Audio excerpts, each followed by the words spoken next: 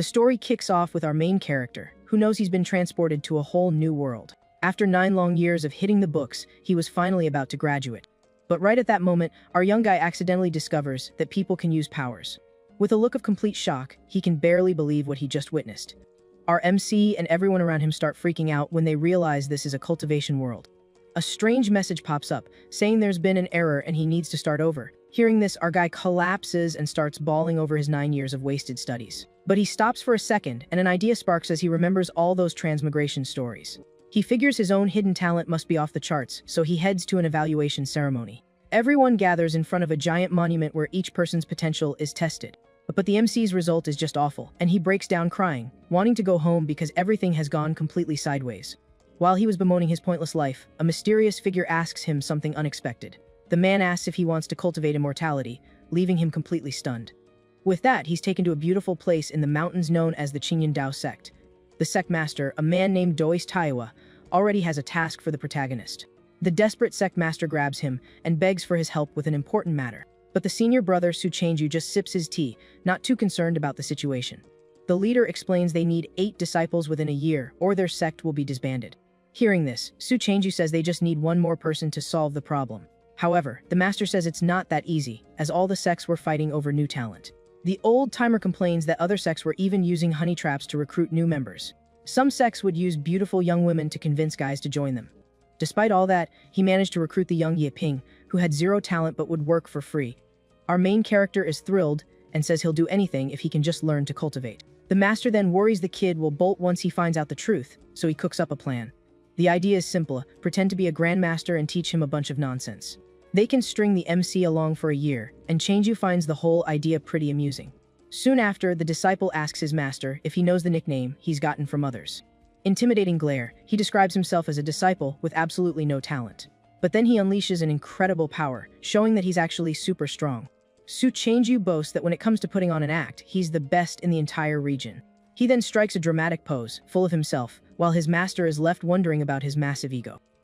The old man says he just needs to keep the newbie from leaving for 1 year, and everything will be fine. But to the leader's surprise, the senior disciple flatly refuses the request with great conviction. He explains that fooling the kid for just 1 year is too small a goal for his talents. With his chest puffed out, he promises to make the protagonist want to be in the sect even in his next life. His master is impressed by his confidence and praises him for being such a great actor. Changju gets so cocky that he swears he'll eat entire sword, dipping sauce and all, if he fails this mission. After their chat, he says his goodbyes and mentions he'll be waiting for the kid on the back mountain. Changju refuses his master's help to get back and simply walks away with an air of superiority. He claims he's not the same disciple he used to be, who needed help getting around. The young man makes a very specific hand gesture that catches everyone's attention. The sect leader is shocked when he recognizes the technique, wondering if it's what he thinks it is. With a serious look, Changju speaks of a prosperous era, just as his master always wished for. And right after that, he uses a powerful sword skill with just his fingers. The sect master is floored and yells that it really is the legendary sword flying technique. He doesn't get how it's possible since Changju hadn't learned a thing in 10 years. But senior brother Changju just gives his master a smug gesture as if it were nothing. At this, the sect leader's face falls in disappointment as he realizes he's been duped again. The young man laughs and says he was just faking it and actually still needs a ride. Then, as night falls, everything is set for the meeting on the mountain peak. In a stunning setting, Su Changju waits alone for the MC's arrival. Despite his cool pose, he's shivering from the cold, huddling in his clothes. He sneezes and complains about picking such a cold spot just for the atmosphere. Suddenly, he senses someone's presence and perks up because the MC has finally arrived. He immediately straightens up and gets into character to begin his grand performance. The protagonist arrives, exhausted, and marvels at how extraordinary immortals are. Yiping is completely awestruck by the imposing figure he sees before him. Bathed in the light of the full moon, the senior brother looks like a true cultivation master. With a serious and mysterious gaze, he stares down the MC to start his big show. The protagonist watches Su Changju at the top of the cliff. Suddenly, the senior brother summons blue lightning around his sword, looking like a god. Completely shocked, Yiping wonders if what he's seeing is a true sword immortal. But then our MC starts to get a weird feeling about the whole situation. He asks himself why a sect that took in a nobody like him would have such an incredible disciple. At that moment, an idea pops into his head, leaving him totally blown away by the possibility. Our young man imagines that the sect is actually a secret group of super powerful masters. This gets him all excited, thinking that anyone there could make him incredibly strong. Then our guy starts to remember when he first joined the sect earlier that day. He recalls the whole place looking like it was falling apart, It was so old and abandoned. He didn't think much of it at the time, but now he thinks the rundown look was a bit over the top. However, even in ruins, the place was impeccably clean, which he found very intriguing. He then puts the pieces together and realizes it was all a disguise to hide their true power. He's amazed and declares that not even 3 million immortals could compare to his senior brother. Hearing this, Changju cracks a smile and says he likes the MC's style, taking him under his wing. Changju loves the compliment, and to return the favor, he decides to put on a little demonstration. He then says he's going to give our young man a great opportunity to improve his powers. He unleashes a powerful blast of energy toward the protagonist. Ye Ping is thrown backward by the force of the blow, completely astonished by the scene. Changju explains that the breeze is a secret art that greatly enhances one's cultivation talent. Our young man is in shock because no ordinary sect would have such a powerful technique. Ye Ping bows while the senior brother just hides the pain in his arm. But in his head, he's laughing because it was just a regular gust of wind and nothing more. Right after, he says that before teaching him the sword, he's going to ask our young man a question. The MC gets excited, as he's seen this in stories where the master tests the apprentice first. With a superior air, the phony master asks him what he thinks is the pinnacle of swordsmanship. Changju gloats internally, planning to say that any answer he gives will be wrong anyway. Ye Ping becomes thoughtful and takes the question about the pinnacle of the sword very seriously. Our young man thinks the question is incredible and perfectly suited for their current situation. He's sure he's in the presence of a master and ponders how to answer something so profound. He then thinks the answer can't be simple, so he decides to be very cautious. After a full hour, our MC is still thinking, making his senior brother pretty ticked off. Internally, Changju complains he's going to freeze to death waiting for the newbie in this spot. He finally answers that the pinnacle of the sword is a single blade of grass that can slice the sun and the moon. Hearing this, Su Changju is completely dumbfounded by the kid's incredibly over-the-top answer. The concept of a simple blade of grass becomes something extremely powerful in his mind. Our young man imagines a single blade of grass with the power to cut through the heavens and the stars. This leaves Changju floored, because not even he could have come up with a line that impressive. He went too far. Ye Ping asks if his answer was offensive in any way. But inwardly, the senior brother loves the line, and decides he's going to use it himself in the future. So he acts like a master and says the MC is aiming a little too high for now. To help out, Changju draws his sword and says he's going to do something for our young man. Then, with a swift movement, he creates an energy mark on the ground in front of him. He says he left a sword mark there so the protagonist can study the technique. He explains that the mark contains the strongest sword intent and that he'll be back in 7 days. With that, our MC is overjoyed, now certain that he's joined a sect of masters. Changju runs off happy as can be, saying he needs to find the others to continue the show. Soon he finds a girl sitting on a rock in the middle of a bamboo forest. The young woman then asks him what he thought of the new junior brother's talent. She turns around, revealing her beautiful features as she waits for her senior brother's answer. But he scolds her for spying, and she claims she was just curious about the situation. At that moment, Changju gets the idea to test his new acting skills on his junior sister. He then changes the subject, and the girl is left confused about what's happening. With the air of a grandmaster, he asks her if she knows the pinnacle of swordsmanship. She's puzzled and asks why he's bringing that up all of a sudden. He then declares that the pinnacle of the sword is to use a blade of grass to slice the sun and the moon. The young woman is impressed by his words, and her eyes sparkle with admiration. She compliments his acting skills, and Changju strikes a proud pose. After the playful moment, he gets serious again, and says she now needs to answer his question. He wants to know how long she thinks it will take the newbie to understand the sword intent. He confesses that not even he understands this so-called sword intent, and his sister says she doesn't either. The girl gets a look of complete confusion and can't believe what she just heard. 2 hours later, our protagonist is still on the cliff, meditating. With great seriousness, he sits in front of the mark left on the ground to study it. But the MC thinks it just looks like a crack and starts to doubt his master. He then scolds himself for such silly thoughts, remembering all the proof that his brother is a master. Convinced, he decides he just hasn't tried hard enough and moves closer to the mark. With his eyes gleaming, he becomes super focused, believing he'll get it this time. So, our young man keeps trying to comprehend the secret behind that crack in the ground. Suddenly, a mysterious figure appears reflected in the protagonist's eye. In his mind, a powerful swordsman emerges, surrounded by an aura of blue energy. That figure holds a long sword that glows intensely with incredible power. And right after, the warrior begins to demonstrate his sword techniques for the MC. His movements are swift and full of power, leaving the protagonist deeply impressed. At that moment, he feels as if a great bell is ringing in his ears as he has an epiphany. He sees 12 sword movements that become clearer and clearer in his mind. Then in his vision, he himself begins to practice with a glowing sword. The MC repeats the movements over and over again to learn them.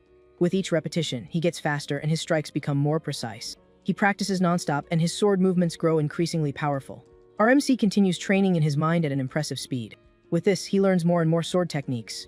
reaching 15 movements. Soon he has already mastered 20 different movements, and his power grows astronomically. All this knowledge floods his mind like a torrent of divine enlightenment. Back in reality, he opens his eyes, completely shocked by the light from the mark. Sitting on the cliff, he's confused, not understanding what just happened. But he soon realizes it was all the work of his incredible senior brother. The protagonist remembers the breeze, and believes it boosted his talent to an insane degree. He cries with joy and regrets ever doubting his brother. Even though he's exhausted, he tells himself this is just the beginning and continues to train. 7 days pass, and we see the senior brother's residence high up on the mountain. We find his treasure box, filled with props for his performances. He starts getting ready, grabbing an accessory to tie back his hair, and look stylish. With his look complete, he's all set to go check on our young man's progress. Changyu looks up at the sky and comments that's a beautiful day for his plans. With that, he heads out excitedly, saying it's a great day for another one of his performances. We open on a mountainous landscape, where a guy is standing on a bridge, looking completely wiped out. The swordsman is totally exhausted and regrets choosing this place to train. He then wonders why everyone thinks being a swordsman is such a walk in the park, and man, does it tick him off. We flash back to 7 days ago when a young woman asks if he even understands the intent of the sword. The girl starts laughing at him, calling him pathetic for training for 10 years without understanding the basics.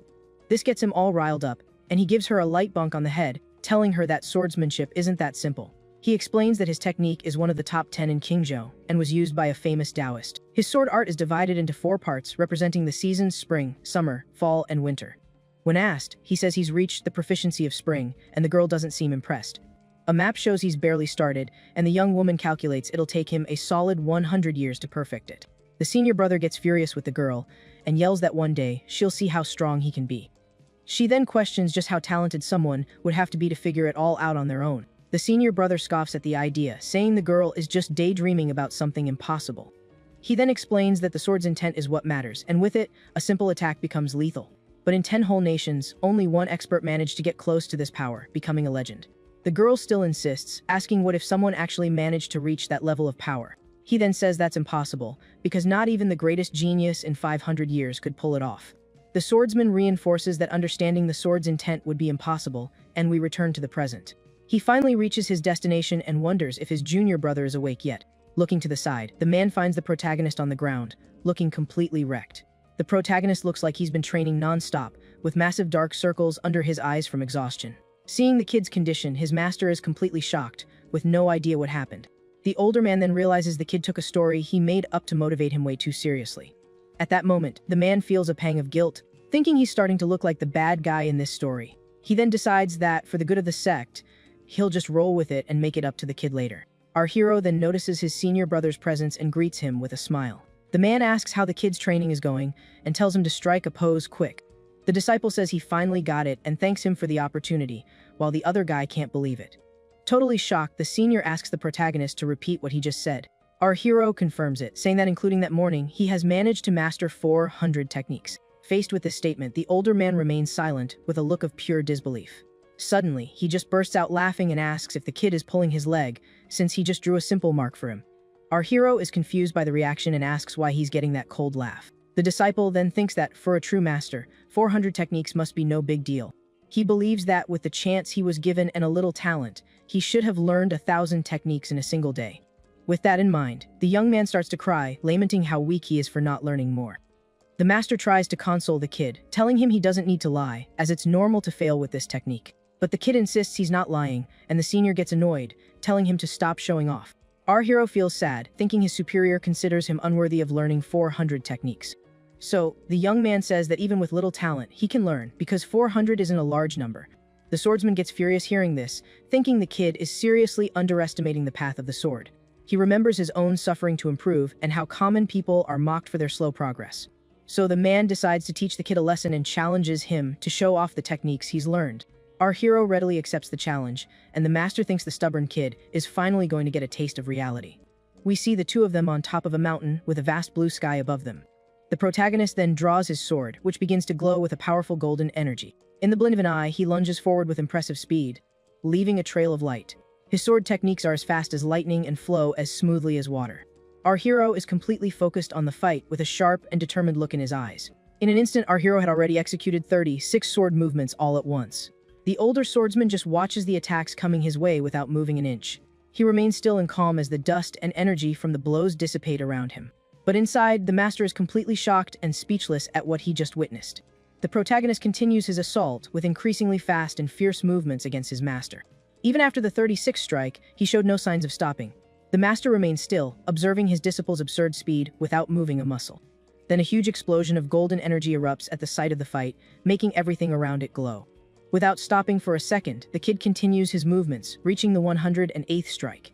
Moment, a massive thunderclap explodes in the sky, completely changing the weather around them. With this, the older man is totally paralyzed and starts to break out in a cold sweat. Countless bolts of lightning gather in the sky to form a thunder dragon, something he had only dreamed of seeing. The energy dragon roars in the heavens, and the man can't believe his eyes.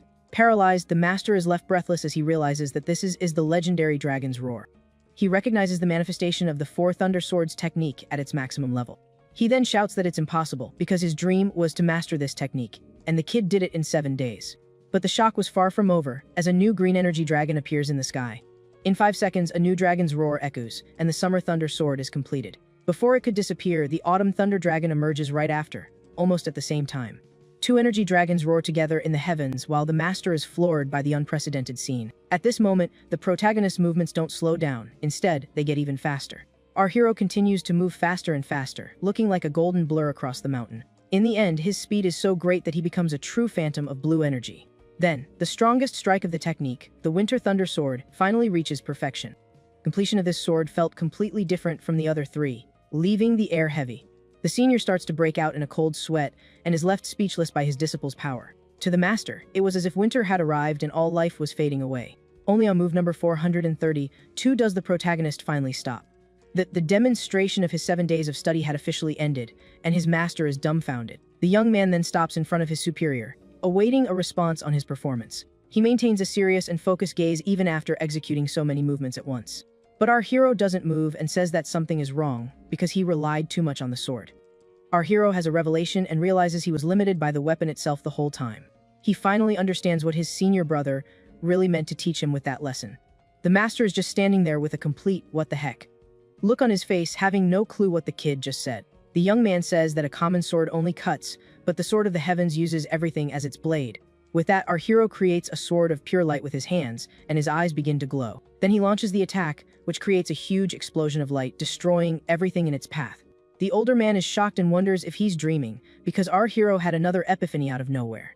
He thinks that if the Winter Sword was the personification of demise and destruction, then the aura of this moment was the complete opposite, full of rebirth and new life. Full of vitality flows endlessly, creating a giant tree of life.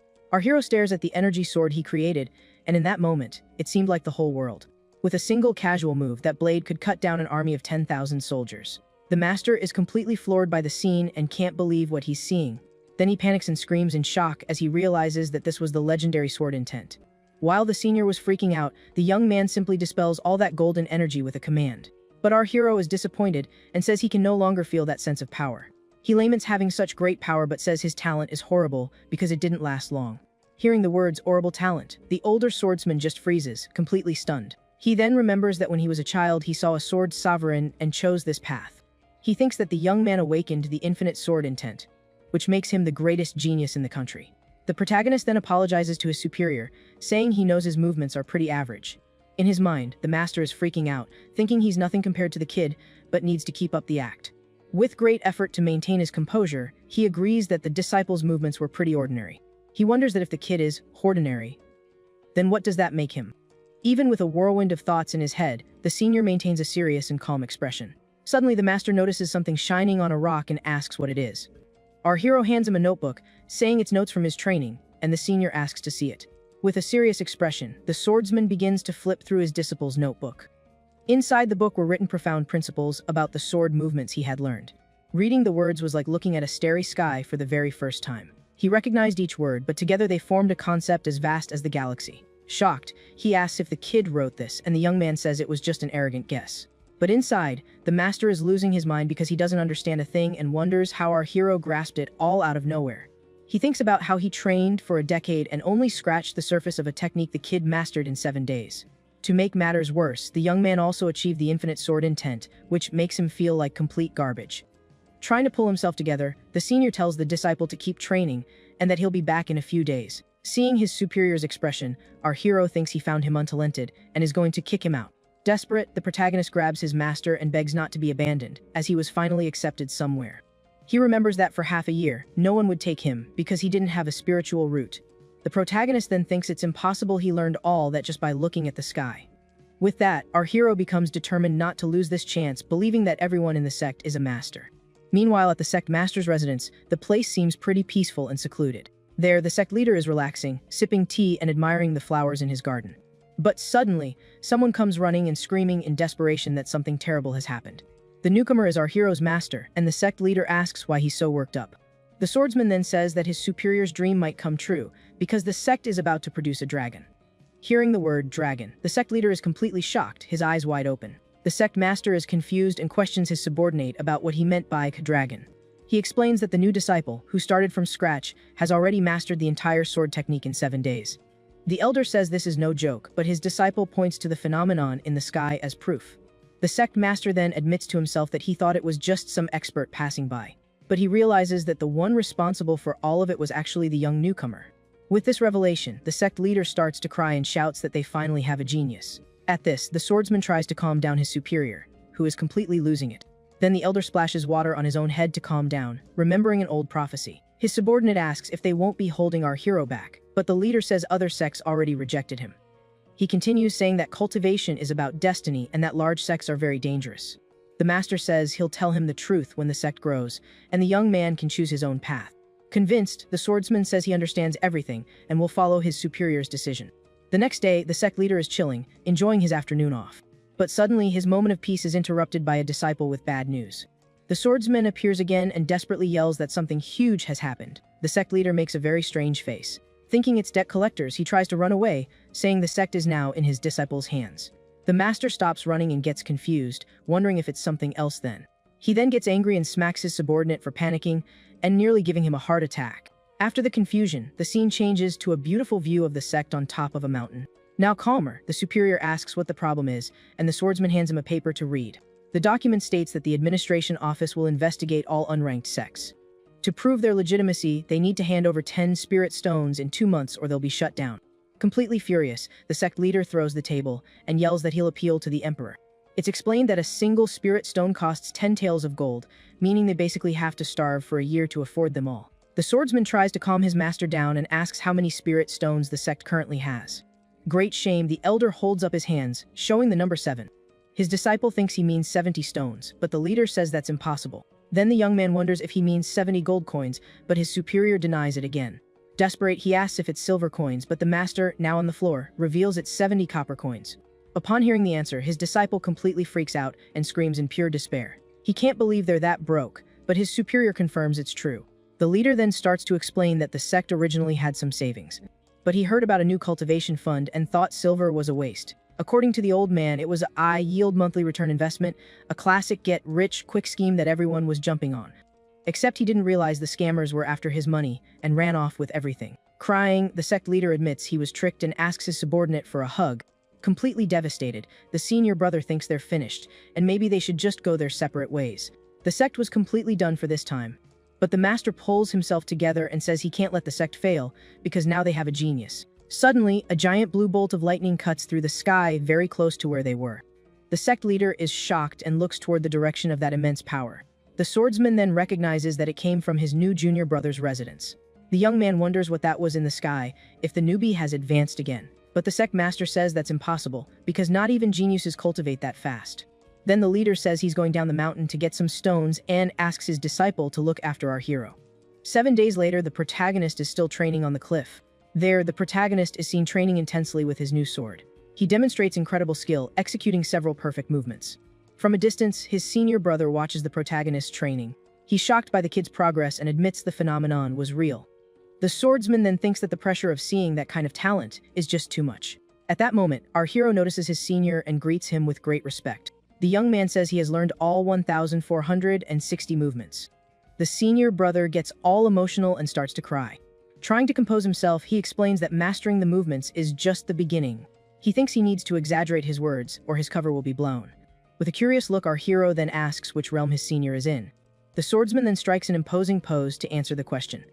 He makes up that he's at the first level of the supreme path of the sword. With sparkling eyes, our hero is impressed and calls him a hidden master. The senior continues the lie, saying that this level already makes him number 1 in 10 nations. The newbie is then shocked as he realizes his senior is the strongest of them all.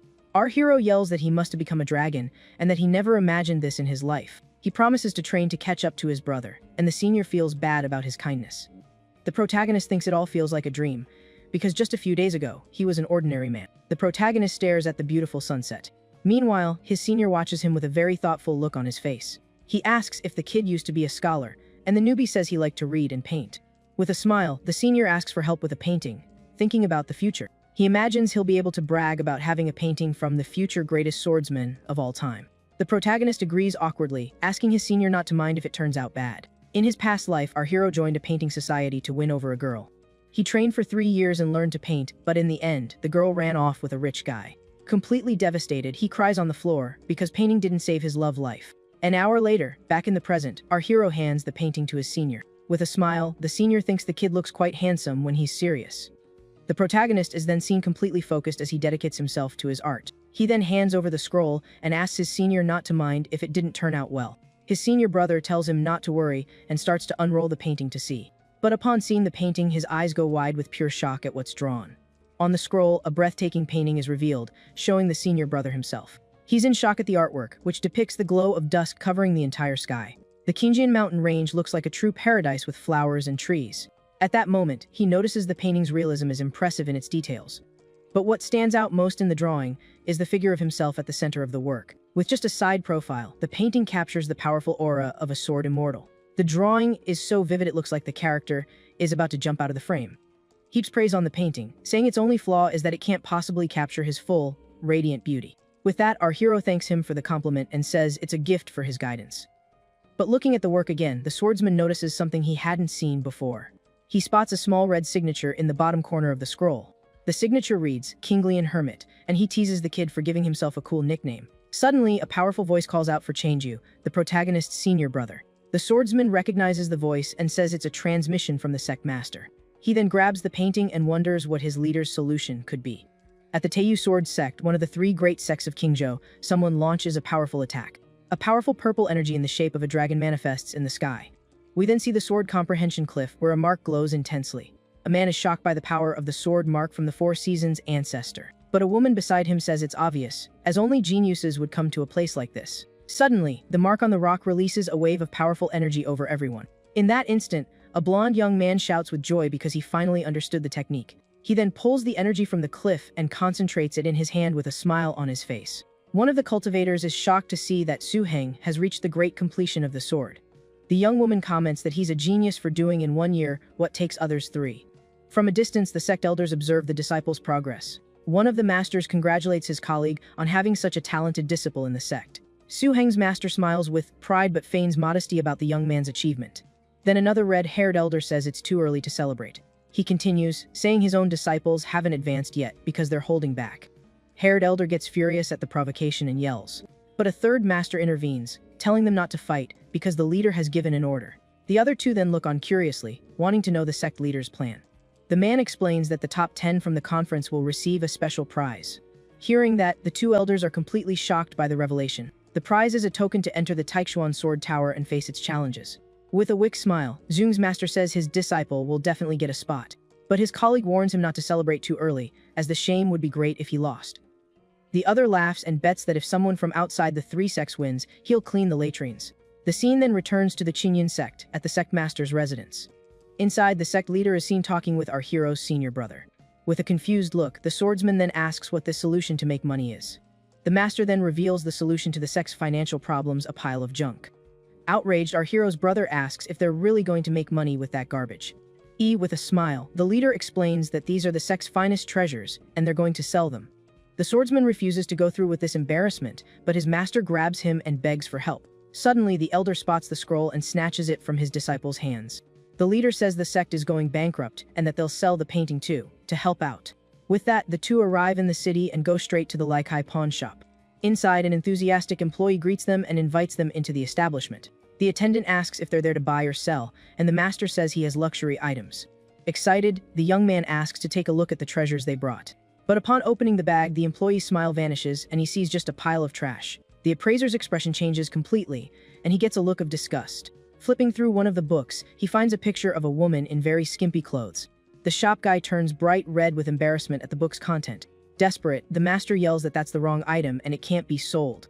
Our hero's brother asks to borrow the book, and his master agrees without a problem. Then the attendant offers 10 taels of gold for all the junk, which shocks the master. The sect leader gets angry and tries to negotiate, but the employee doesn't care about the item's quality. The elder then tries to go down to 8 taels, but the young man's response is a flat no. Desperate, the elder offers 5 taels and says that's his final price. Deeply embarrassed, our hero's brother can't take it anymore and asks them to just leave. At that moment, the attendant notices the scroll and asks to take a look at the painting. Upon seeing the paper, the employee recognizes it and questions why they're pretending to be poor. The sect leader is shocked and then asks if that paper is really expensive. The appraiser confirms it, saying that the paper alone is worth more than 10 taels of gold. Analyzing the scroll more closely, he notices a red signature that shines brightly. Upon reading the name on the signature, the young man's expression changes to pure terror and astonishment. He then calls one of his assistants to talk privately about the item. The sect master is left completely clueless by the employee's sudden reaction. Meanwhile, the leader watches the two whispering in the corner. The colleague then asks if he's sure, and the appraiser confirms there's no mistake. With a completely different attitude, the young man smiles and asks them to wait a moment. The master and his disciple are confused by the change, but agree to wait. After an hour, the employee returns and says his boss has confirmed the artwork's value. The swordsman tries to tell the truth, but his master stops him from ruining the deal. Seeing his chance, the leader shows 5 fingers and says that's his final offer. He then laughs to himself, realizing they've completely misunderstood the painting. The appraiser looks thoughtful for a moment while analyzing the elder's proposal. His apprentice calls him greedy, but the elder says it's all part of the strategy. To everyone's surprise, the employee accepts the offer of 5,000 taels of gold.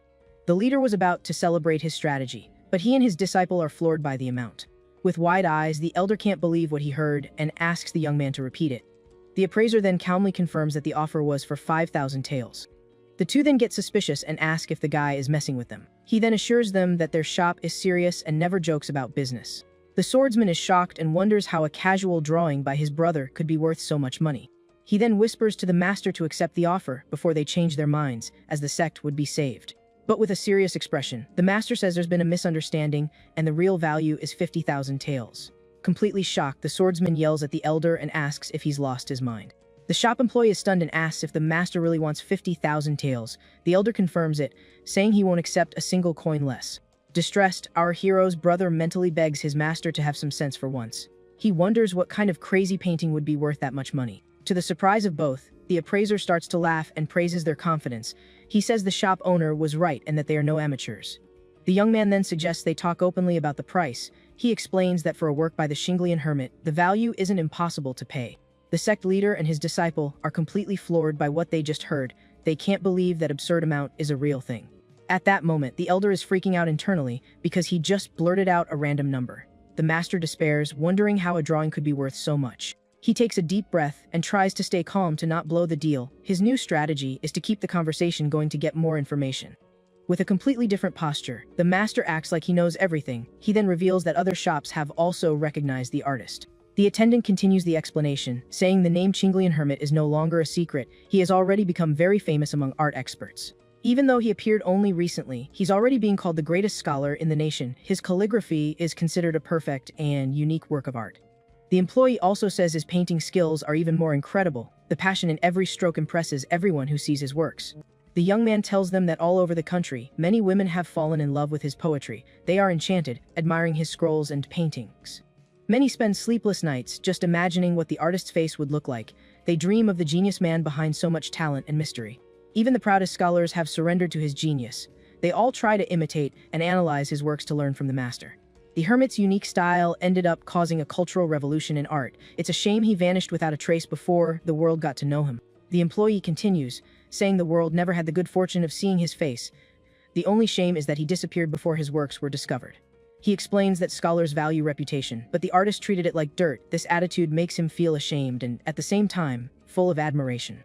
The master and his disciple are sweating bullets, not believing what they're hearing. The elder then realizes they're talking about the protagonist, his apprentice. The young man confirms that the story is exactly as he's heard elsewhere, but he warns that because it's a portrait, the painting has a major flaw. Our hero's brother feels awkward. As he thought his own beauty added value to the painting, he feels like a complete idiot for thinking that and is embarrassed. With a dark aura, the master gets his disciple's attention. The elder reminds him that the price of the artwork will now be much lower than expected. Angrily, the appraiser laments that tens of thousands of taels have gone down the drain. He's furious that a simple portrait devalued the masterpiece so much. The elder's eyes glow red, and he says he wants to eat someone alive.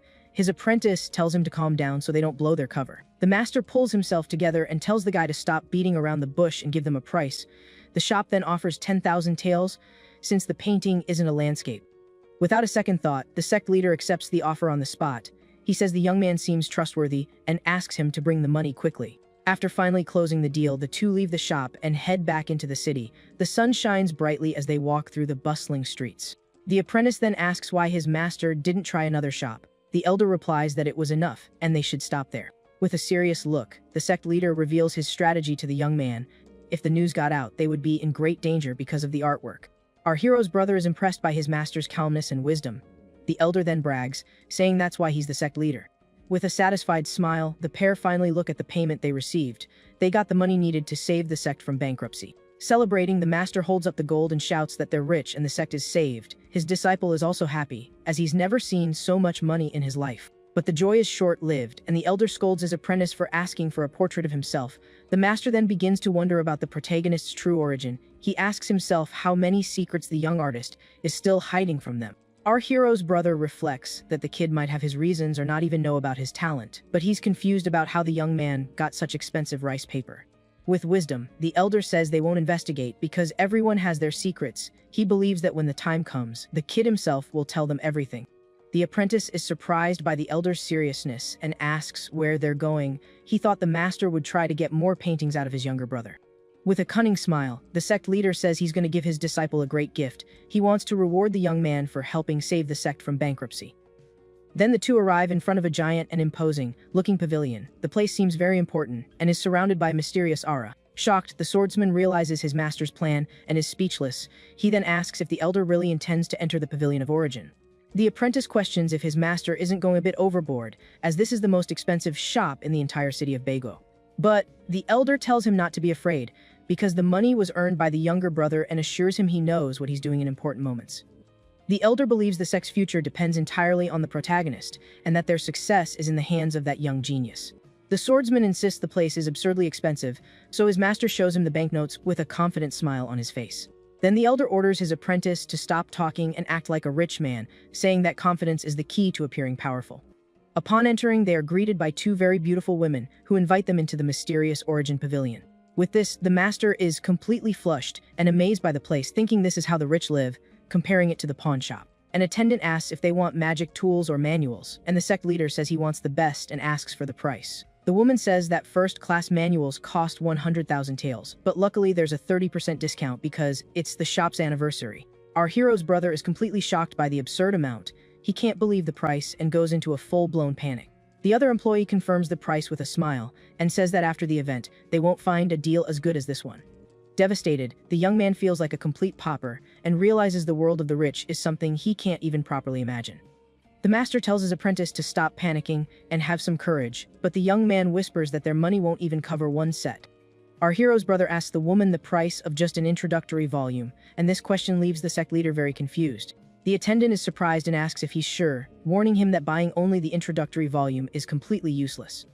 The swordsman tells her not to worry about its usefulness, and the woman warns that the shop doesn't accept returns, so he asks for the price again. Whispering, the master thinks it's crazy to spend so much money, but his apprentice reminds him of our hero's incredible learning ability. At this, the sect leader recalls that the kid understood an entire technique from a single sword mark and realizes the young man can do it. The confident smile, the elder agrees that for that monster, the initial volume is more than enough and that they'll make a huge profit. Shortly after, the attendant returns with 3 manuals that can be sold separately, and the elder asks which one is the most powerful. She then recommends the river flow sword technique and says a genius might even learn the next level from it.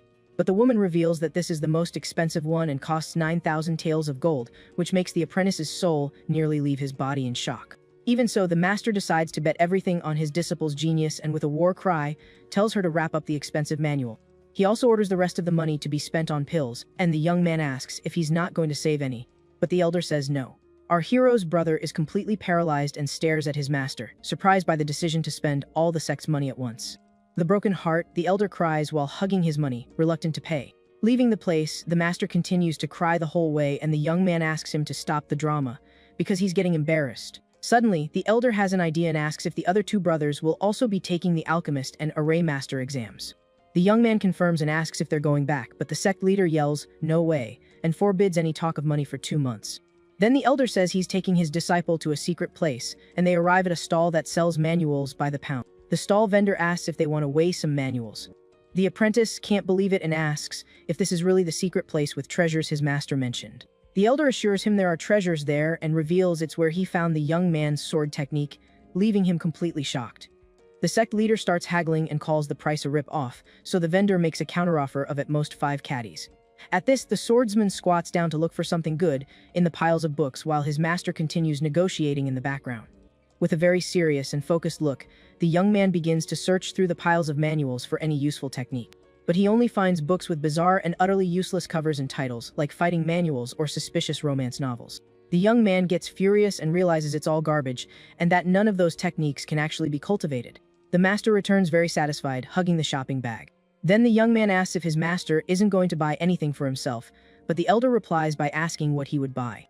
With a smile, the elder says he's just an old man, and that his happiness is seeing his disciples and the sect doing well. The young man thinks his master's attitude is a bit cheesy, and the elder gets furious and threatens to punish him if he doesn't learn the technique in 7 days.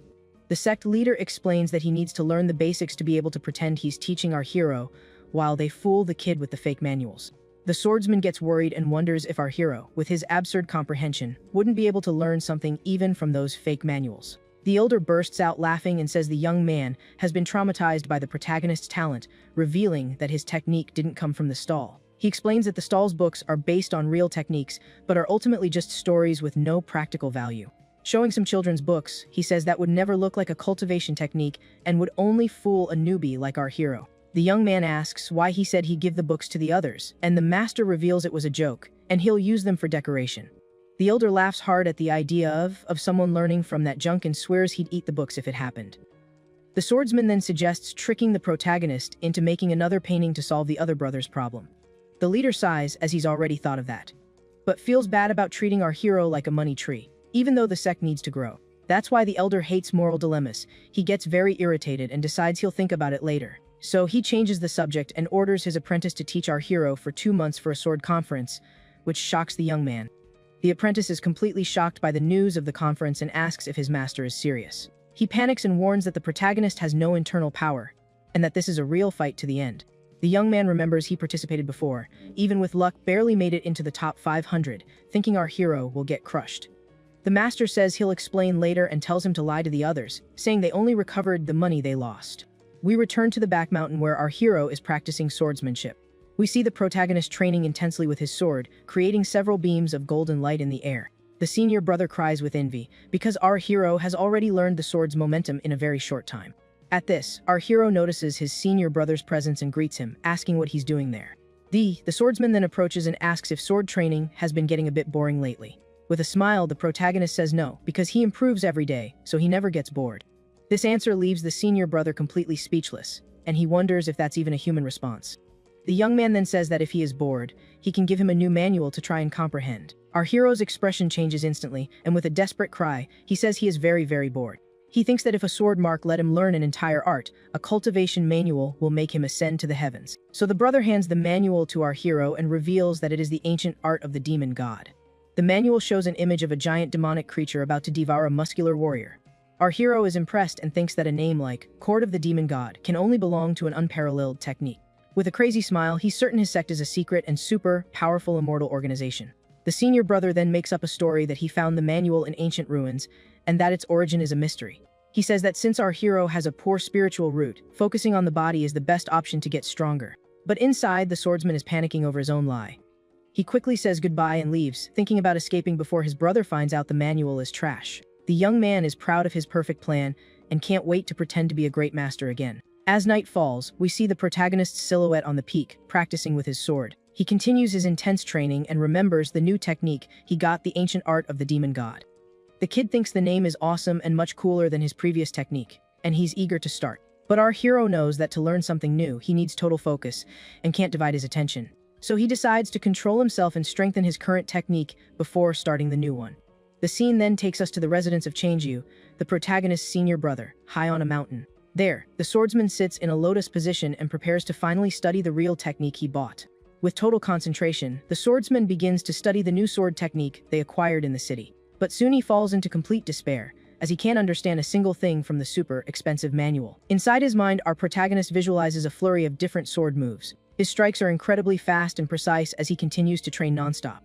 After half a day of effort, our young man finally masters the thunder sword technique. Completely wiped out, our boy takes a deep breath after the intense training session. He then thinks that now all that's left is to master the hardest part of the technique. Even though his superior didn't say anything, he understands that he can't rush things. Our MC figures the manual was given to him at the perfect time to keep him from getting ahead of himself. With a smile, he believes his senior brother is a true strategic genius. After that, our young man starts reading the manual he was given. The book reveals itself to be the ancient demon, God Body Refinement Art. It speaks of a venerable being who achieved oneness with the universe. He discovers that this is a method of body cultivation, different from spiritual cultivation. This technique promises the power to shatter all of creation with just a single punch. The ultimate goal is to emulate gods and demons to create a divine body. Completely floored, our protagonist is amazed by how incredible this technique is. He finds out that this method requires cruel suffering and can only be mastered by someone with immense willpower and wisdom. With a determined grin, he thinks that cultivation without a challenge is no fun, and that his past as a total nerd is finally going to pay off. He then moves on to the main content but gets confused when he sees a stick figure striking a super weird pose. Inside the book, there's a body refinement illustration that he needs to study carefully. Our boy gets the logic behind the pose but is completely embarrassed by how ridiculous it looks. Despite the embarrassment, he decides to give it a shot and starts mimicking the bizarre pose under the sunlight. Blushing bright red, he tries to convince himself that his senior brother wouldn't lie to him. With that, our MC tells himself to focus and fills with determination, believing he can master the technique. We see the Ink Scroll Pavilion in the Jin Nation. Inside, a man asks a white-haired woman if her draft is ready, because the deadline is closing in. The girl gets annoyed and tells the guy to get off her back, as she's already rushing. The man complains that her book sold less than 3 copies and suggests she write something simpler and more direct. Furious, the young woman tells him to write it himself if he's so bent out of shape, since she likes that kind of story. Changing the subject, she asks what he found out about the request she made. The girl gets super hyped with the news and can't wait to finally go to the academy and meet interesting people. 3 days have passed, and our young man continues his training at the top of the cliff. But the effort is so great that he ends up with internal bleeding from pushing himself too hard. With a tired look, he complains that he's coughed up blood 3 times already and still hasn't figured anything out. He then remembers the manual says the talented get it on the first try and wonders if he's really that bad. Even exhausted, our boy refuses to give up and decides to try one more time with all his persistence. From that day on, he ramps up his training to 11 hours a day with only 1 hour of rest. With a look of pure determination, he swears he won't give up until he masters this cultivation method. He then starts thinking that the simpler the method, the deeper its meaning. The name of the technique is observing the heavens, and he wonders if it means to observe everything or to have a global view. He recalls a book about the 3 eyes: mortal vision, celestial vision, and Dharma vision. Our young man remembers that the Dharma eye allows one to perceive the essence and laws of everything. He then decides he needs to reach a higher level and perceive the essence of all things. With this in mind, he focuses completely on understanding the essence and laws of the universe. The words, observing the heavens, and Dharma eye, connect in his mind. His eyes shine brightly, and with a calm expression, he finally seems to understand. Observing the golden landscape, our young man says that he now understands a little about the technique. He says that ordinary people look at the sky and feel its vastness, but they don't understand what it truly is. With a look of revelation, he shouts that the manual means everyone already has a demon, God within them. Our young man then calls himself an idiot for almost failing to reach an enlightenment that was so close. So, our MC understands that he doesn't need to look at the heavens, but rather look within his own heart to find out. He focuses on searching the depths of his soul to find his own demon, God. A gentle breeze passes by him at that moment, and suddenly, our protagonist's eyes fly wide open. Before him, an immense creature with multiple arms emerges amidst a landscape of pure flames. Our boy's eyes gleam as he finally understands that this is his inner demon God. Over at the 10 Nations Academy, there are some pretty shady-looking people. One of the side characters, with a creepy smile, believes this is a sign that the heavens have not abandoned them. However, another guy scolds him, telling him to get a grip because he looks more like a demon seed. The other side character says there's no reason to get excited, as celestial signs are never accurate. And to be sure, it would be better to wait and observe for a while longer.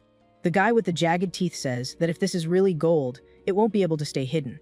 Meanwhile, the star continues its path across the night sky, shining brighter than any other. Now in the imperial palace of the Great Xia, a woman informs Her Majesty that the stars have shifted. The young woman then wonders what would happen if this divine person appeared outside their kingdom. The red-haired emperor remains seated on his throne, looking quite calm about the situation. With a fierce gaze, he orders them to capture this person, because everything in this world belongs to his empire. In the frozen beast plains, the same shooting star streaks across the night sky. On the ice, a monstrous beast with sharp teeth is lying down as the snow continues to fall. Suddenly, a white-haired warrior appears in front of a creature, carrying it by its tusk. We get a close-up of the muscular man, who looks like he's from some wild tribe or maybe even a demon. He cracks a smile and finds the birth of a person with divine power quite interesting.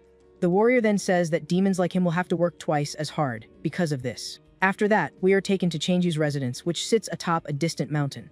There, our MC's senior brother is feeling sick from reading a book and not understanding a single thing. He throws the manual on the floor and wonders what kind of maniac created such a difficult cultivation method. But he calms down and thinks that it doesn't matter if he can't master the technique. He has flashbacks of his boss, who would probably flip out if he thought the book was a fake. With a depressed look, he complains that the darn loan shark won't leave him alone because of the debt. Looking at the sky, he sighs, not understanding what's been wrong with him lately, and sees that shooting star crossing the sky. He says that every midnight he gets super melancholic and wonders if this is what depression feels like. Smoking his pipe, he then questions what the real meaning of living anyway is. We see that man being watched from the cliff as someone observes him. The observer is a young woman who wonders what's gotten into her senior brother to be stargazing. She then questions if something is worrying him and asks for the opinion of the second senior brother, Xu Luchin. The man replies that it's because of the rookie's bad talent and that their senior brother has zero patience. With that, he decides that tomorrow he will teach the rookie and give his brother a lesson on being a good role model. Returning our young man, we once again see the image of the multi-armed demon god in his mind. The creature's face is like that of a Buddha statue, with its eyes glowing amidst the fire. Meanwhile, our boy continues to meditate under the starry sky, completely focused on his discovery. With his eyes glowing, he finally understands that this is his own unique body cultivation technique. He keeps his mind focused before the immense creature that represents his inner strength. The creature holds him in the palm of its hand, and its presence is so powerful it's almost impossible to look at. The demon god's eyes open, and an intense light completely illuminates our young man. With that, a flood of information about the cultivation enters our protagonist's mind directly. Back in the real world, our boy continues to meditate under the night sky, surrounded by mountains. Suddenly, he opens his eyes, which now glow with an intense blue light showing his enlightenment. He stands up and understands the ancient art that uses the sky as a hammer and the earth as a forge to refine the body. This technique is divided into 5 different stages, ranging from a lesser demon to an ancestral god. Currently, the method he learned is the lesser demon god chapter, which already greatly strengthens the body. The key to cultivation is to use spiritual energy to connect heaven and earth and forge the body with them. But the process is very dangerous, as the body breaks and reforms repeatedly, requiring immense willpower. Our young man understands perfectly that the stronger the cultivation method, the greater the test of perseverance. But he soon panics because to even start, he needs a gigantic amount of spiritual energy. The problem is he has zero energy, so he remembers hearing that pills can generate power. He hesitates a bit, since medicines can be dangerous, but remembers his master said the second senior brother is good with pills. We see the residence of the second senior brother, which sits on a mountaintop. Inside, we see the second brother focused as he masterfully creates a glowing pill in his hand. He says that tomorrow, he will teach his senior brother what it means to be a true teacher and role model.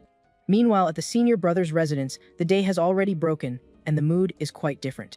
He's on his knees, completely frustrated for not being able to understand his cultivation manual. With a look of pure desperation, he yells that he can't understand a single thing that's written. He, tired from all the effort, he simply gives up and throws himself on the floor, saying he won't think about it anymore. Lying down, he reflects that all hard work is useless because, in the end, everyone just turns into a pile of dirt. The master appears behind him while the senior brother seems to have lost all hope. The master watches him, seeming to know exactly what's going on with his disciple. Approaching, the master asks how his student Changyu is doing with the sword technique manual. The young man gets up with an enlightened smile and says it doesn't matter if he understands, because the secret is to let go. The master is blinded by the light coming from his disciple and wonders what in the world he has been cultivating. With a calm smile, Changyu explains that he hasn't cultivated anything, but now he just doesn't care about anything anymore. Sighing, the master says he expected this and decides they will go to the Silent Forest Mountains. The master says a life or death test will help him grow, but he doesn't look too happy about it. Hearing the name Silent Forest Mountains, his expression shifts to pure terror. This is the most dangerous region in Qingzhou, full of powerful and treacherous demonic beasts.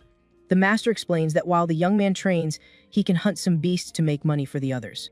Changju then changes his mind and runs off, yelling that he won't go, but his master reminds him of his promise. We see the Four Thunders Sword Sect, one of the three great sects of Qingzhou. There, an older man congratulates his disciples, as 7 of them have reached a high level of cultivation. He continues, saying that 2 of them have even reached perfection, which is an impressive feat. Proud, the leader praises the young ones, saying they are truly the greatest prodigies in Qingzhou. But he warns them that the next sword conference won't be easy, and that he will train them personally. The disciples are shocked, as they've never even seen the sect master before, and wonder what happened. The leader says the reason doesn't matter and reveals that a hidden sect, will also participate in the event. The news worries everyone, as the presence of a hidden sect makes everything much more complicated. These hidden sects are remnants of ancient forces and possess much more powerful inheritances. The script then takes us to the Grand Hall of the Four Thunders Sword Sect, where the meeting is taking place. In the main hall, the sect leaders bow to the master, who says there's no need for formalities, as he called them for something serious.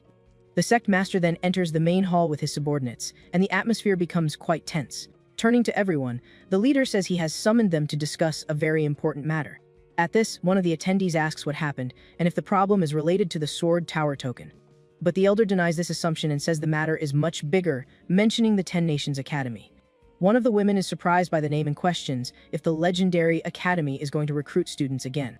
This academy is the most elite on the entire continent, and its recruitment is so strict that sometimes no one is accepted. The master then confirms that the imperial court will send someone to select prodigies for the academy. All the leaders are very surprised and immediately ask who this mysterious person will be. It's explained that on the continent, the court's power is greater than the sects, so they can't oppose them. With that, the elder shows everyone a scroll with a painting so they can better understand the situation. The image on the scroll depicts an elegant person in the middle of a field with a golden light in the background. The leaders recognize the painting style and wonder if the figure portrayed is the so-called envoy from the court.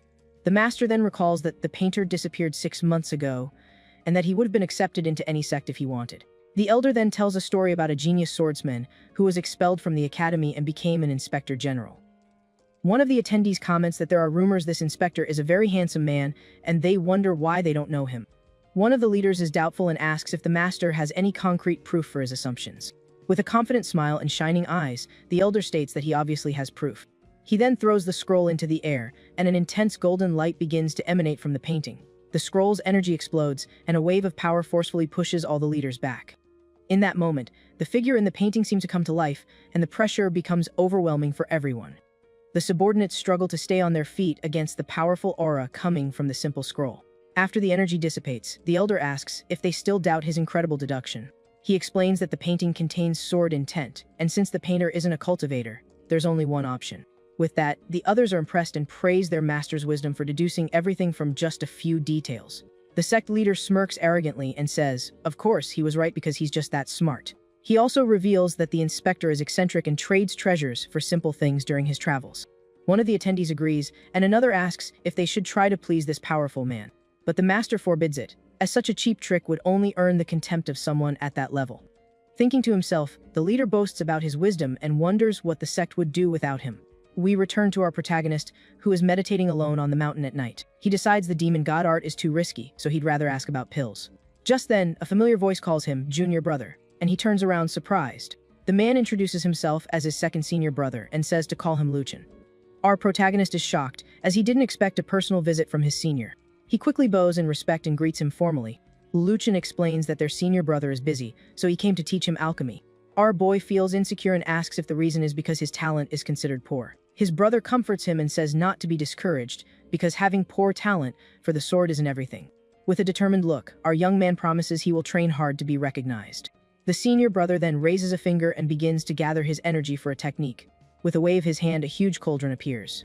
The giant cauldron floats in the sky, impressing him. Looking at our MC, he says the talk is over and it's time to start the alchemy.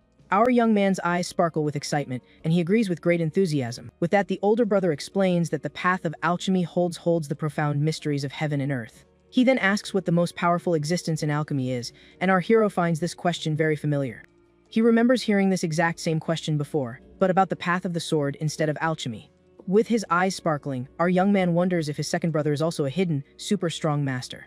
The MC replies that the strongest alchemist is above all else and can drive countless powerhouses wild. That's why even the strongest cultivators must show them respect and try to get on their good side. The senior says that's thinking too small and asks him to think even bigger and bolder, So, the MC suggests that the strongest pill can enhance one's constitution and turn anyone into a genius. The older brother says that's still too shallow. The strongest alchemist refines the heavens and the earth. The idea that every single pill is an entire world leaves our protagonist in a complete state of shock. Next, we see an incredible image of an entire universe being transformed into one giant pill. This gets him super hyped up again, thinking that the path of the pill is just as powerful as the path of the sword. So, the MC asks if his senior has already reached that level, and he replies that it's something like that. Hearing this, our hero yells out in shock, believing he has found another hidden master in the sect. The MC thinks that everyone in the sect is a hidden master, while his senior worries he's starting to act just like the other brother. With a strange look, he challenges the MC to refine the heavens and the earth for him to see with his own eyes. The master says that since he's a newbie, he'll only teach him the basics, and the young man thanks him for the guidance. The senior explains that every medicine has a poison and that he will teach him how to refine pills without any toxins.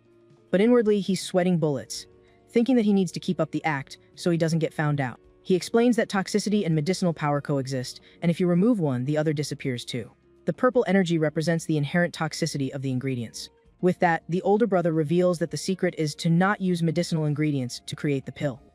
The protagonist is confused, prompting the brother to tell him to remember that just because you don't see something doesn't mean it isn't there.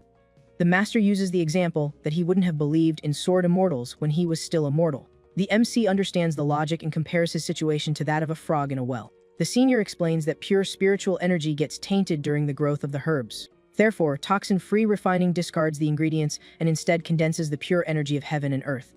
With his eyes shining, our hero is stunned by the thought of creating pills out of thin air. He then asks if someone without a spiritual root like himself can take pills to increase their power. The senior replies that it's possible, but nobody does it because the effect is very small and expensive. Our boy is a little disappointed by the news, but he was already expecting it. The older brother then says they will begin, and he will teach him the basic skills of alchemy. The master thinks the boy is a good student and that he'll show the other brother how to be a proper teacher. With that, we are taken to the Silent Forest Mountains. There, we see the sect master and our hero's other brother walking together through the dense forest. The disciple asks if the other brother will be okay looking after the newcomer all by himself. The leader says the boy has a calm nature and strong mental fortitude, and that he can handle anything.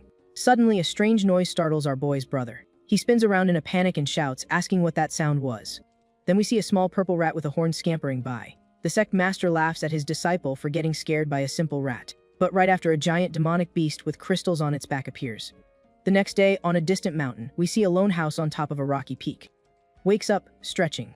He then walks through the temple, admiring the beauty of the place while thinking about how peaceful it all is. Soon gets frustrated, being in such a beautiful cultivation world without any spiritual power. He then thinks that the most important thing now is to learn more about cultivation and find a solution. So, he decides to go to the library his master mentioned to expand his knowledge. Our boy arrives at the library pavilion and admires the place's simple and organized style. With a smile, he thinks that this is the true demeanor of a hidden world sect. The MC then notices that there's only a single incense stick burning outside the main hall. With a funny look on his face, he wonders if the sect is so broke that they can't afford more incense. But he soon realizes it means that with sincerity, just one stick is enough to move the heavens. With that, the protagonist opens the large red doors to finally enter the sect's library. Arriving there, the young man walks among the shelves. He then begins to read the titles of the books. The books contain all sorts of skills. Our hero is shocked to see that just the titles alone overwhelm him with so much power. With a huge smile and sparkling eyes, he shouts that he is completely in love with this place. But he quickly calms himself down, telling himself not to get carried away and to keep a clear mind. He then takes a deep breath, trying to control himself. He then understands that he needs to take it slow and learn everything step by step, without rushing. The sun rises, illuminating the temple. Our hero wakes up a bit drowsy in the library. With a hand on his head, he complains about having to start the day's practice right when he was getting the hang of things. Even so, he's satisfied that he finally has a basic understanding of this world and its methods. He never expected the influence of the mortal dynasties to still be so strong in the cultivation world. He thinks he should have taken the imperial exams and become a scholar. But he soon realizes that if he had joined the court, he would have missed the chance to join the sect. Suddenly, a female voice calls out to him, pulling him from his thoughts. A stunning woman appears and asks what he's doing. She introduces herself as his senior sister, Chen Lingru, and says it's a pleasure to finally meet him. Our protagonist is left completely speechless and blushing at Chen Lingru's radiant beauty. Chen Lingru asks why he's blushing, and the MC lies, saying it's just because of the heat. With a smile, she encourages him to work hard and promises to teach him the Supreme Tao in the future. Our hero is surprised by the mention of the Supreme Tao and wonders if she's also a master. But he quickly dismisses the idea, laughing and thinking she's way too young to be an unparalleled master. The protagonist then says he has a question for her, and the young woman encourages him to ask. He shows her a cultivation manual and asks if he can practice the technique described in the book. The senior sister reads the title, 3,600 Immortal Aperture Arts. With the book in hand, she says that, of course, he can cultivate this technique without any problem. The MC then questions if it isn't dangerous to try cultivating without spiritual power and risk a Kai deviation. Linger replies that it's not, because this is a very basic technique, and it would be impossible for him to get hurt with it. In her thoughts, she reveals that all the manuals are fake and that it would be a miracle if they actually worked. Suddenly, Linger notices the MC is standing completely still and calls out to him, worried, asking what happened. Tears of happiness stream down our hero's face as he thinks that this is great. Our hero says he has finally found the most suitable cultivation method for him. With that, the senior sister congratulates him and tells him to believe in himself. The young woman then turns to leave, saying she was just passing by and couldn't stay long. After she leaves, the protagonist goes back to reading the book with a smile on his face. The book explains that the technique of the 3,600 immortal apertures is actually very simple. The human body holds infinite hidden treasures, just like that of a demonic beast. And these apertures are like demonic beasts sealed within the human body. With each unlocked aperture, the speed of spiritual energy absorption doubles. With all apertures unlocked, the cultivation speed would be 3,600 times that of a normal person. Our hero thinks that his biggest problem is his lack of spiritual roots, which makes him weak. But he realizes that if he masters this technique, he can completely make up for his shortcomings. He thinks of all the other techniques he has already learned, like the Sword of Four Thunders, and also the primordial god demon body refining art. In addition to the toxin-free pill refining from his second older brother, he wonders just how strong he would become if he could get spiritual energy. Eager, he pushes his thoughts aside and leaves the library to cultivate. See Jingly Mountain. We see the protagonist's master stuck in the ground. They are fighting the enormous beast that had appeared earlier. The sect master yells for his companion to escape using a talisman. But the younger one refuses to run, telling the old man he would never abandon him. With his sword in hand, the young man tells his master to stay put and claims it's not time to run yet. The master is surprised and wonders when that boy's back got so broad. Soon, the protagonist's brother begins to emanate a powerful aura. The old man wonders if the kid was hiding a trump card like this all along. He then charges forward with a powerful attack towards the fierce creature. With a determined look and a confident smile, he strikes the creature. Brother yells, telling the creature to get lost. But with a simple flick, the creature sends him flying, making him land with his butt in the air. The sect master is completely shocked, his expectations totally shattered. The young man turns to the beast and says he has shown off enough and has no regrets if he goes down now. The creature then counterattacks with a spinning blast of purple energy. The beast launches a powerful energy beam. Warriors cry as they say goodbye to their lives. Suddenly, a powerful female voice asks, what kind of demon dares to act so recklessly? The creature begins to float in a weird way, and suddenly the creature explodes, leaving the sect master and his disciple ecstatic. The older brother recognizes the woman's clothes. Beast defeated, the two look at the mysterious woman. She turns around and asks what two weak cultivators are doing running around by themselves.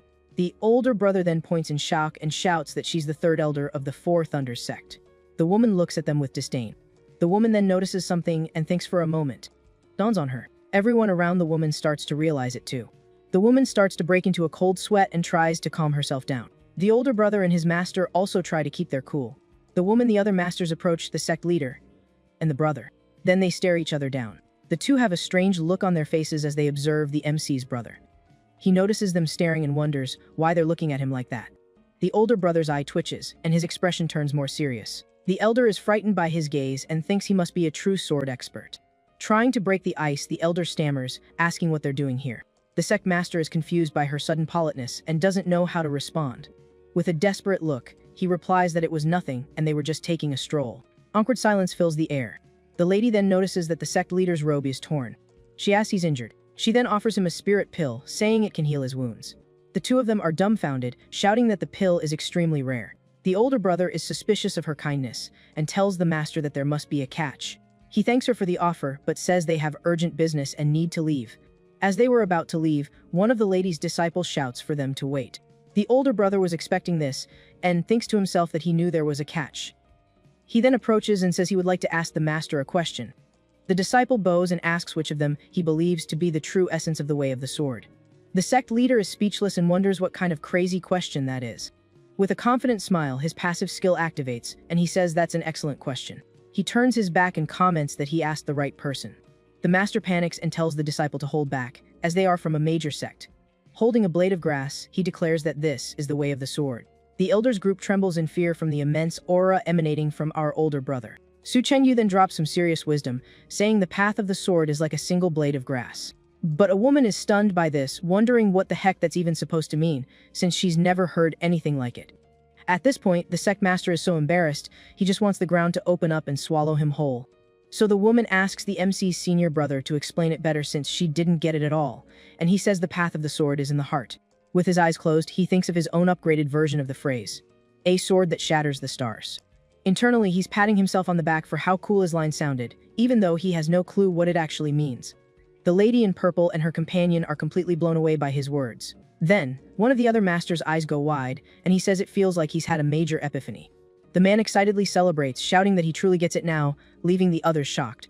The other two start to panic, thinking they're the only ones who didn't get it and are worried they'll look like idiots. So suddenly, they all start yelling that they understood everything too, praising how simple and easy it was. The sect master is just disgusted by what a bunch of morons these masters are. He can't take it anymore and wonders what on earth they could have possibly understood and if everyone's just gone nuts. Su Chenju stands with his back to the crowd of crazies he's created. He just says he said what he needed to, and how much they absorb depends on their own understanding. The female masters are totally crushing on Su Chenju, who's just farming that aura. On Qinyan Dao Sect Mountain, our hero is deep in meditation, super focused. Our protagonist then admires the starry sky. He mentions that he has already found the immortal aperture in his body for cultivation. He gets frustrated when he realizes he needs a massive amount of spiritual power to activate it. He figures the basic cultivation methods like absorbing air are actually the most complex. He decides he needs to think like the very first cultivator who created the Q condensation method to understand it. In his mind, he imagines how current cultivators just follow a path without knowing the original reason behind it. Our hero compares it to math, where a kid knows that 1 + 1 = 2, but doesn't understand so why. He believes that if he can crack this fundamental cultivation mystery, he can walk his own unique path. With a confident smile, the protagonist fills with determination to create his own cultivation technique. He thinks he can't waste any time and must seize every moment to uncover the truth. 7 days fly by as our boy continues to meditate, with birds perched on his shoulders. He opens his eyes, disappointed, having made zero progress. Really ticks him off. We see Yiping's residence. Frustrated with his lack of progress, our hero decides to chill out by doing some drawing, which is his favorite hobby. Taking advantage of the nice weather, he decides to paint the beautiful landscape he sees from his home. But suddenly he hears someone calling him junior brother. It was his senior, Su Chenju, who is surprised to find out the protagonist also knows how to draw. He walks up to our protagonist and asks him to paint his portrait. Yiping accepts the request and asks if his senior would like a background in the drawing. Confused, Su Chenju questions the need for a background and turns it down, wanting just a pure portrait. Our hero agrees and says he'll do his best as a way to pay his senior back for teaching him alchemy. A short time later, the protagonist calls his senior brother, letting him know the drawing is finished. Surprised, Su Chenju takes the scroll and is impressed by how quickly the drawing was done. Looking at the portrait, he admires his own good looks and wonders if he's really that handsome. Su Chenyu praises our boy's professional work, and he humbly accepts the credit. Yiping then offers to inscribe a poem on the painting, but his senior refuses, saying it's already perfect. He thinks the whole point is to show off his face, and a poem would just detract from the masterpiece. He mentions he was worried about our hero's cultivation, but seeing that everything's fine, he can leave now. So Su Chenju says his goodbyes and leaves, already planning to show the portrait to everyone. Alone again, the protagonist looks back at the sky and has a major epiphany about cultivation. With his eyes shining, he understands that he shouldn't force the absorption of energy, but instead connect with heaven and earth. Our boy gets it now, everything has a spirit, and the spiritual energy that wants to integrate with him will do so naturally. At that moment, spiritual energy begins to flow. Suddenly, a red and purple energy manifests in the form of a ferocious beast. This energy then transforms into a majestic candle dragon that lets out a mighty roar. Our protagonist is shocked by the sight. The candle dragon stares him down, and our hero realizes his immortal aperture is actually this mythical creature. Baffled by this discovery and wonders if it's really Zhu Juyan, the legendary candle dragon. Yiping remembers that in his past life, Zhu Juyan was one of the most powerful deities in mythology. He recalls that this deity could control time, day, and night, being omnipotent and immeasurable. He then gets hyped because now that he's opened his immortal aperture, he can finally cultivate the art of gods and demons. Now he looks at the painting he made on the stone. With a new perspective and a renewed state of mind, he decides the drawing needs to be changed. The protagonist then approaches the painting and starts making alterations to reflect his newfound understanding. When he's done, he admires the work, which now shows a blue sky breaking through the clouds and mist. Meanwhile, on the cultivation cliff, the second senior brother is meditating peacefully. Suddenly, blue lightning starts to strike over Yiping's cliff. He then looks at the sky and notices the clouds are stirring strangely. Surprised, he wonders what that thundercloud is. Realizing what's happening, he panics. It's about to pour, and he didn't bring in the laundry?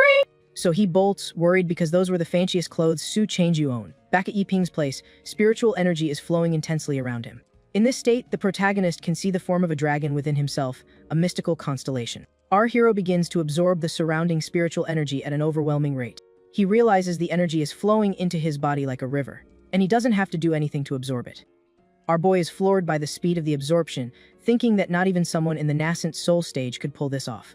For normal cultivators, key refining is a process of pulling in and refining energy, but for him, it's different. For Yiping, the process is direct. The spiritual energy just enters him without needing to be refined.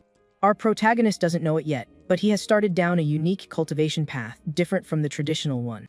Even with this incredible speed, our hero notices that only his first immortal aperture has opened, the second one hasn't budged. He then decides to start cultivating the primordial art of God, demon body refining, since the second aperture won't be opening anytime soon.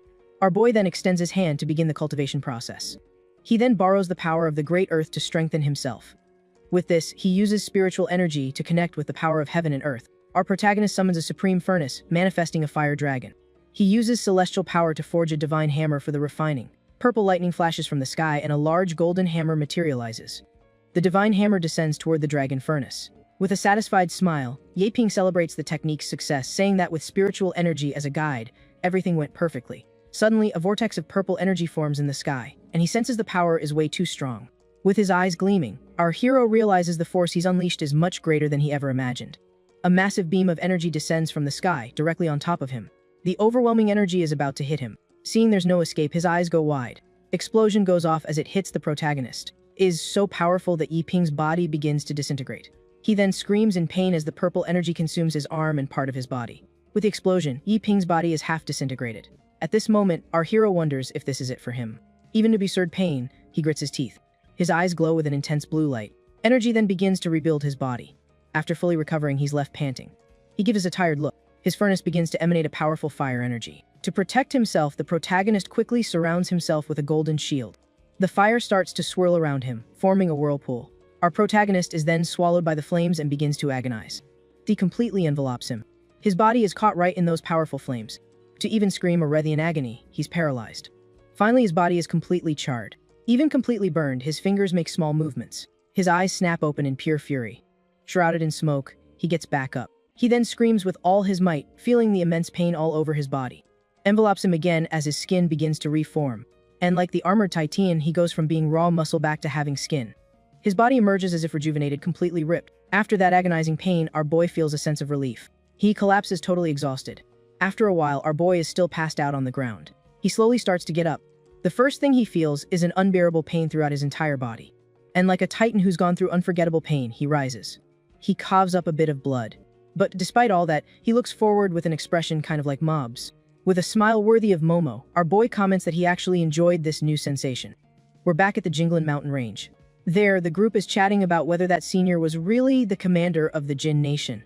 Just then, the group leader turns around, her eyes sparkling, and asks if they're doubting her judgment. The two subordinates panic and say they were just curious since the so-called senior seemed kinda weak.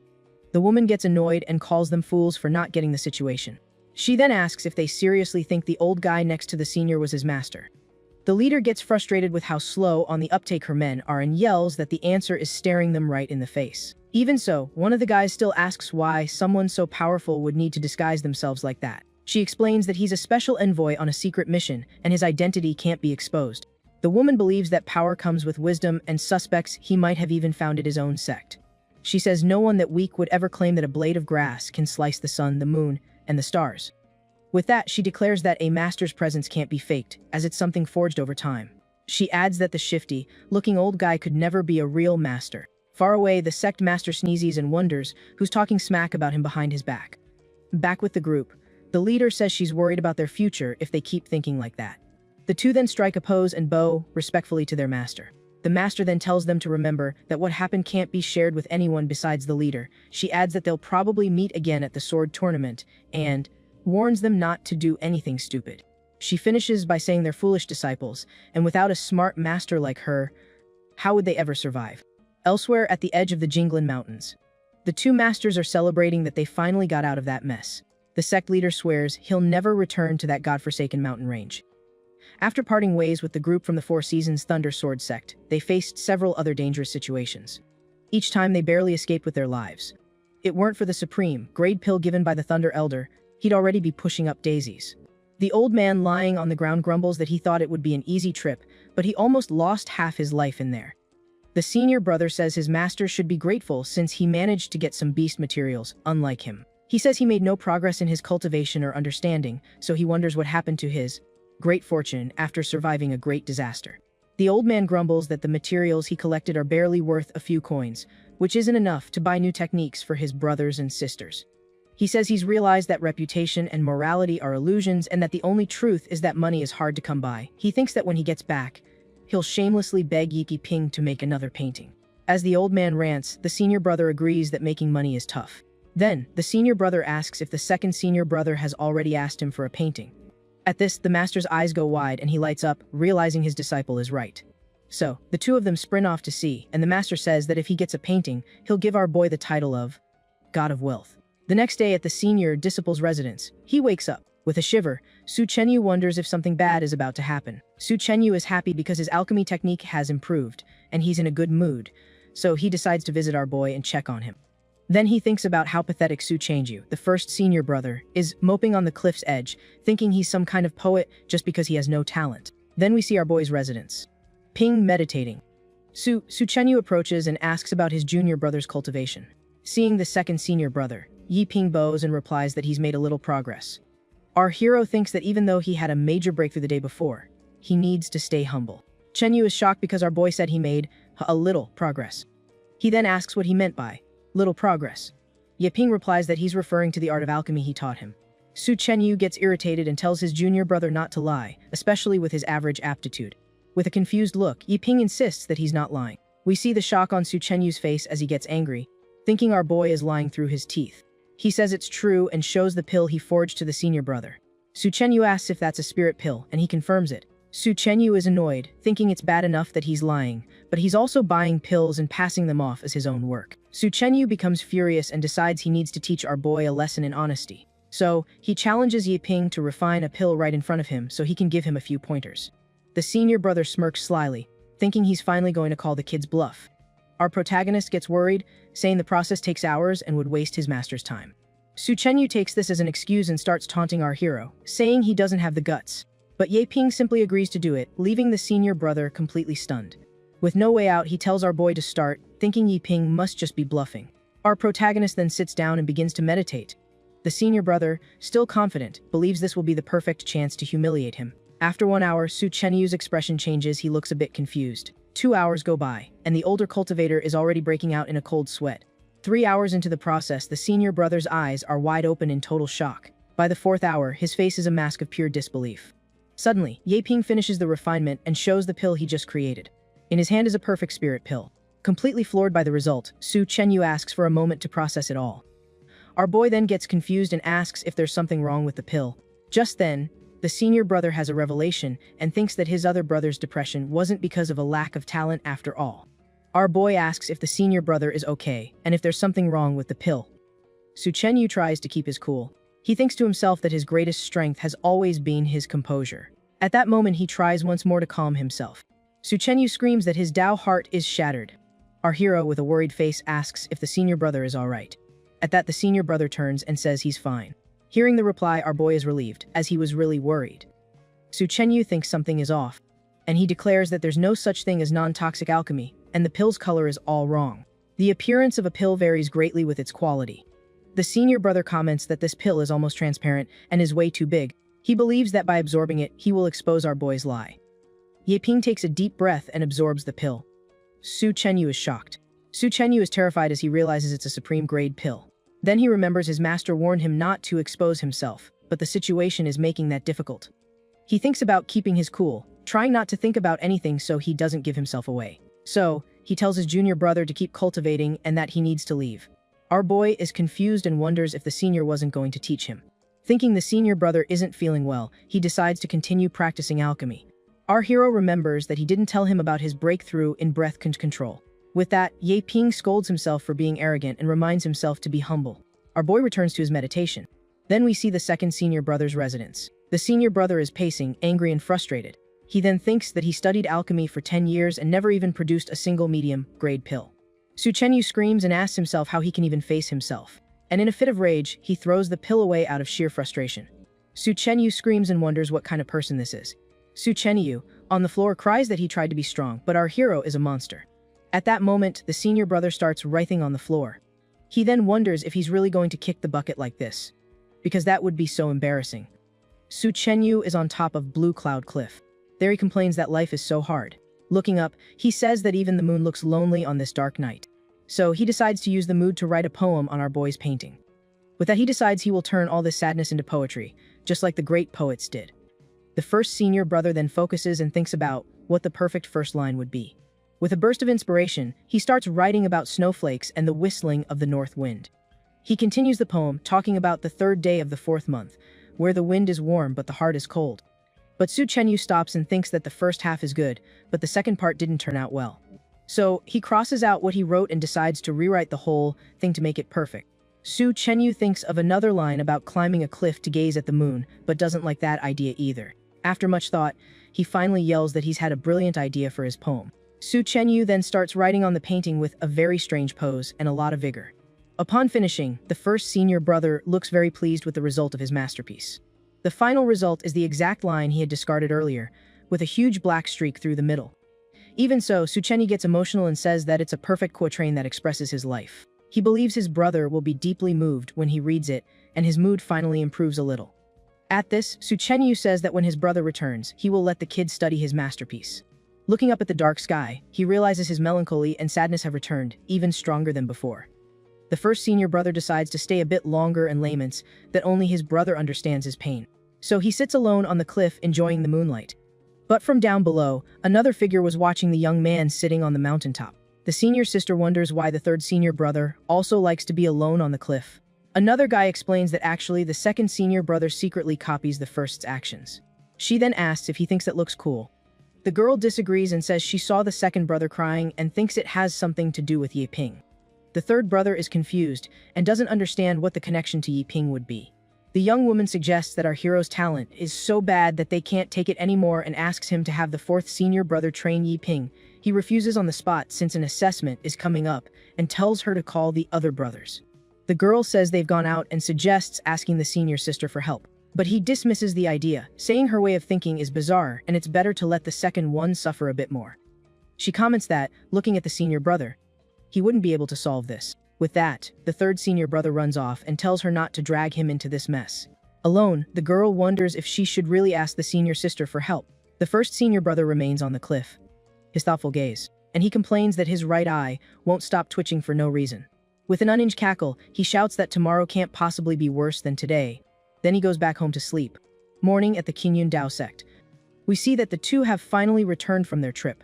The sect leader cries with joy and screams that he's finally back home, safe and sound.